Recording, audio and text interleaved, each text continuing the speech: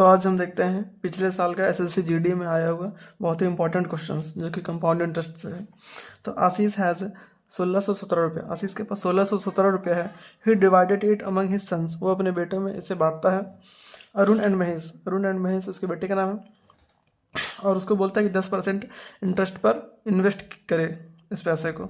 तो it was observed that Arun and Mahesh received the same amount after 14 and 15 years. तो जब observe किया जाता है तो पता चलता है कि 14 साल बाद और 15 साल बाद अरुण का पैसा और महेश का पैसा बराबर हो जाता है। तो हमें पता करना है कि आशीष को कितना पैसा मिला था। तो हम मानते हैं अरुण को ए पैसा मिला और महेश को एम पैसा मिला। तो 10% इंटरेस्ट पर मिला, तो एक साल बाद वो पैसा कितना हो जाएगा? 110/100। और अरुण को कितने साल के लिए मिला? 14 साल के लिए।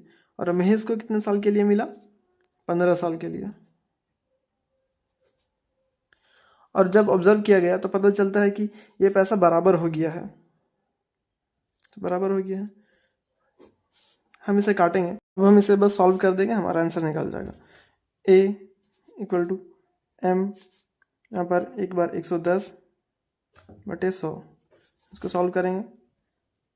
A M × 110/100, 100 A हो जाएगा और 110 M हो जाएगा।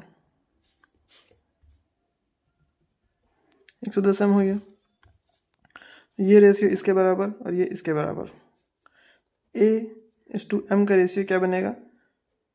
110/100। और A और M का रेशियो क्या निकल के आ गया? 11/10, यानी कि इस रेशियो में इसे पैसा बांटा गया है। तो अब 1617 रुपये को इस रेशियो में बांट देंगे और हमें किसका पैसा निकालना है? अरुण का पैसा। और अरुण का रेशियो कितना है? 11। अरुण का रेशियो 11 है, तो इसलिए 11 से मल्टीप्लाई 10 और 11 21। जब इसे काटेंगे तो 77 बार में कट जाएगा और सॉल्व करने पर 77 × 11 यानी कि 7, 714 का 4 कैरी 1, 847 आंसर। यानी कि 847 रुपया मिला था अरुण को।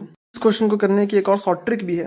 तो जैसा कि हमको पता है कि अरुण को पैसा मिला है 14 साल के लिए और महेश को पैसा मिला है 15 साल के लिए, तो इससे और एक टाइम के बाद दोनों का पैसा बराबर हो जाता है। इससे क्या पता चलता है कि अरुण को तो ज़्यादा पैसा मिला है, तभी तो कम टाइम में भी उसका पैसा ज़्यादा हो गया है, और महेश को कम पैसा ही मिला होगा।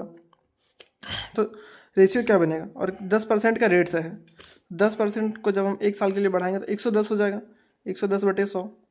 तो जिसको कम साल के लिए पैसा मिला है उसका रेशियो ज़्यादा वाला रहेगा, और जिसको ज़्यादा साल के लिए पैसा मिला है उसका रेशियो कम वाला रहेगा।